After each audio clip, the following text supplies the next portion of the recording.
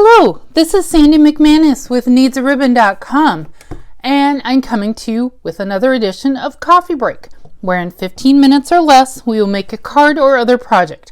In other words, in the time it takes for you to have your coffee break.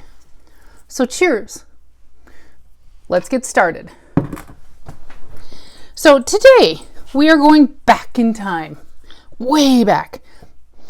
Actually, at the time of this recording, which is in winter of 2022, this goes back to a stamp set called a Festive Post that is from the fall of 2020. That was in that August to December mini catalog. It is retired. I no longer have it even. Or if I do, and it's in some scary box.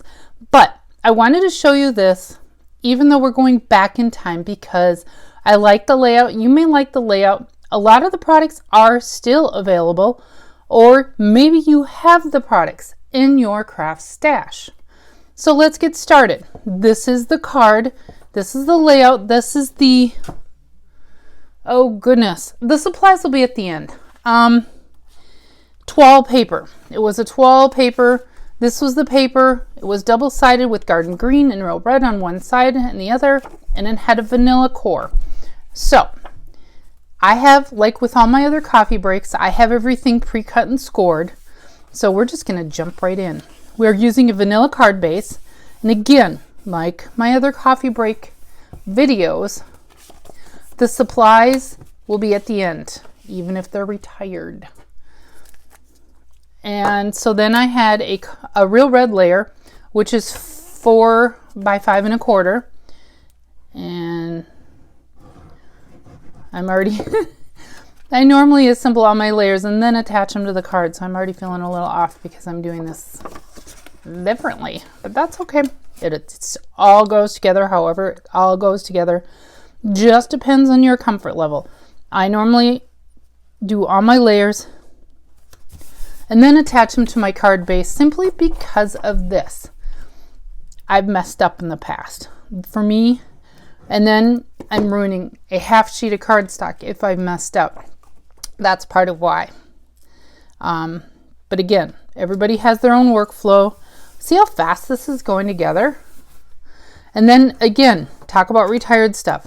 A piece of real red, if you can kind of see that on the camera. It's not showing up real good. Lighting is goofy. Real red velvet cardstock. And, oh, I remember this stuff cut like butter.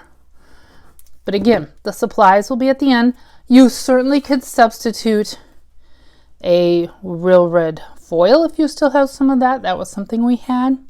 Or some other colors. You could go with an entirely new color scheme. But if you notice, this is kind of a monotone card. It's real red and vanilla. Nothing else. So let's keep going. So we've got that. So the next step, that product, the postage stamp punch, is still available. I love this punch. It's just so nifty. So I had stamped ahead, knowing I was going to do this video so long ago. This was in the Festive Post stamp set. I have some, if I screw up, I have some pre-punched. We need 3. And we want to center that. And again, you could take a different image and do this. Or you could just take a piece of colored cardstock. Again, I like the layout. It's part of why I'm doing this. It's not for the stamp set.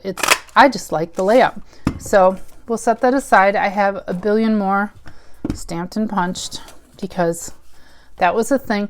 My little greeting, again, this was from the Festive Post stamp set, and our now retired circle punches, which we do have dies that might get down that small. I can't honestly remember. I believe that was a 1-inch circle punch. And it said, it's the most wonderful time of the year. So we need to put some dimensionals on the back of these little stamp, postage stamp punched pieces.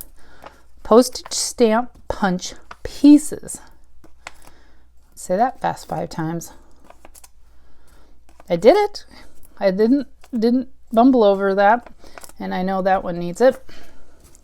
And what I like to do is, since I always work on our grid paper, what I like to do is, so I know exactly where my center is, 8-inch mark is the center of this grid paper. So I center my card, and then I can go up and I know exactly where the center of that card is. So maybe you like to do pencil lines. I don't think they're worth the time, but I'm not gonna behoove anybody who likes to do that. So that is about center and boom. And now we just need to nail down, might be a little crooked, might be. Because of the camera, I am doing this from a distance, so it's difficult to say. And we'll just put our other 2 down, equidistant. Again, easy card layout. Easy card idea. 1 ink pad. Well, 2 if you count the black.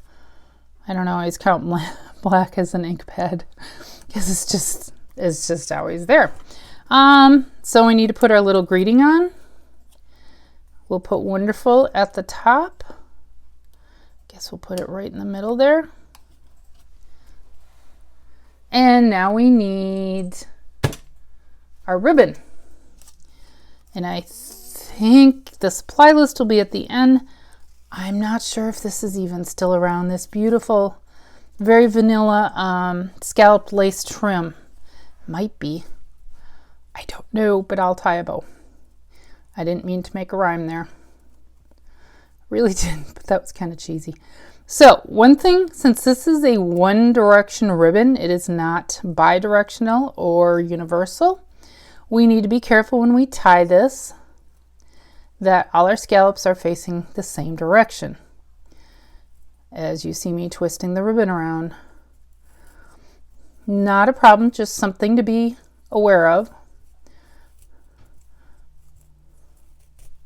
Oops. Yep. This is why I sometimes tie my bows off camera. Not that I'm not trying to teach you something, but you know, sometimes when you're doing it in front of a virtual audience, it can be, that's good.